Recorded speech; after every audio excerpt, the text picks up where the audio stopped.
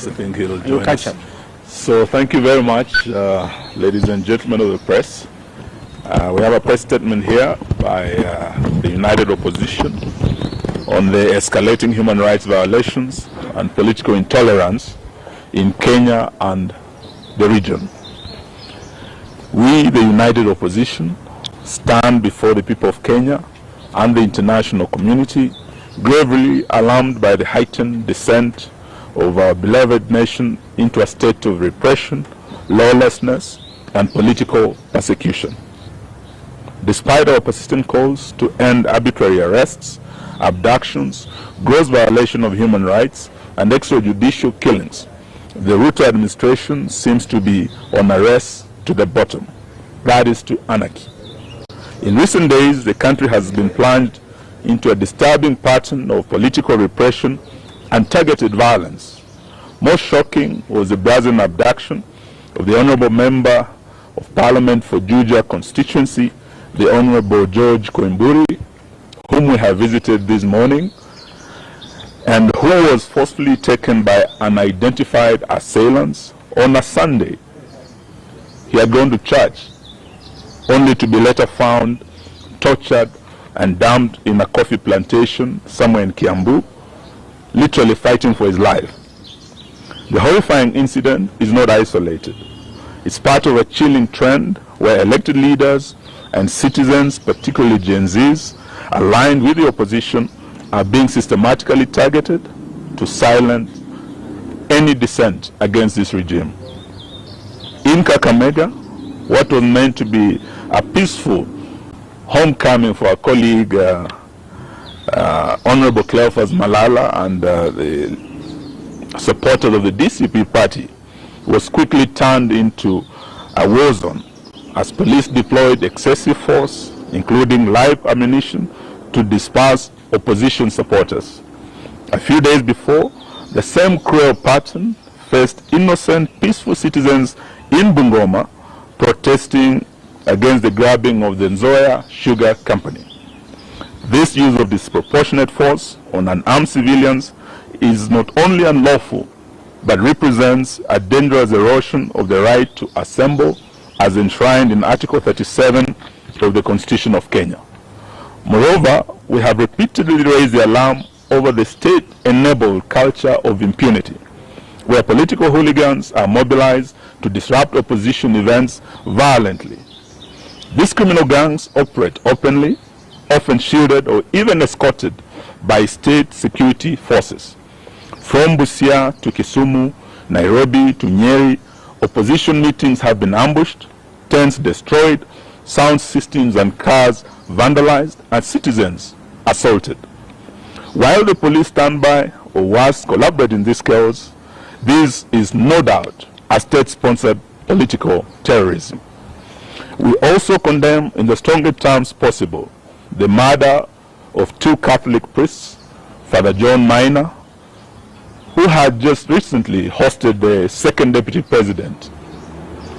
We also condemn the death and murder of Father Alois Cheruiyot Bet, who had also been paid a visit by DCI officers, only to be murdered shortly thereafter. We are in solidarity with the Catholic Church in demand for justice and holding to account those responsible for these heinous crimes.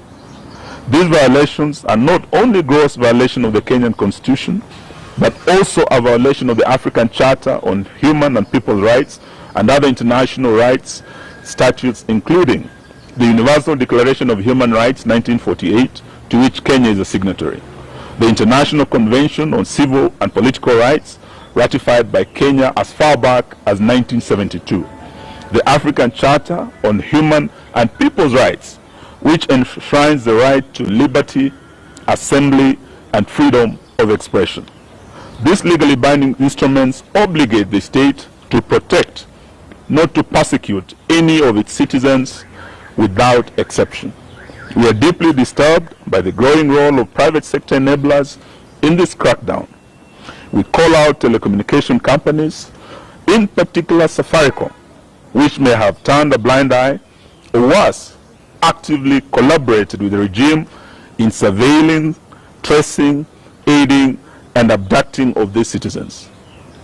We demand that they publicly account for the data they provide to security agencies and affirm their commitment to protecting the rights and privacy of their customers.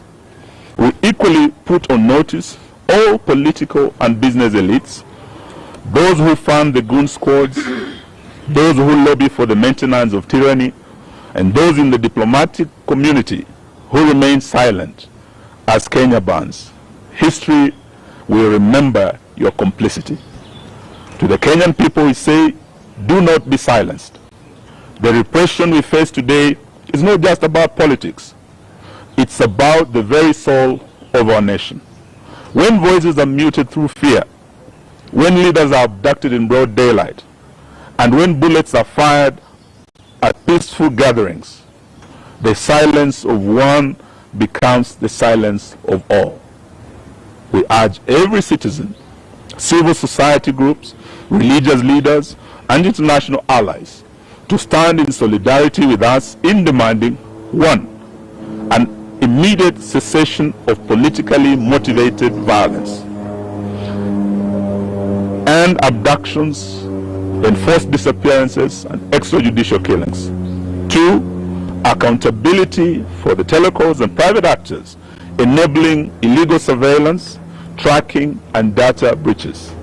3, an end to state-backed disruption of peaceful political assemblies. 4, the protection of constitutional rights, including the freedom of assembly, association, expression, and political participation. We would like to remind Mr. Ruto that he is not immune from prosecution for crimes against humanity, which includes abductions, torture, enforced disappearances, murders, gender-based violence, and other crimes. This is not a partisan issue. It's a matter of a national concern and international concern as well. In fact, we want to declare it a national emergency. We will not relent until justice and the rule of law is restored and every Kenyan can live and speak without fear in this country. That's the end of our statement. Thank you very much. Any questions? I think it's very clear. It's a very clear statement. In fact, if we just carry it as it is, none of us here, because it's what we have discussed this morning.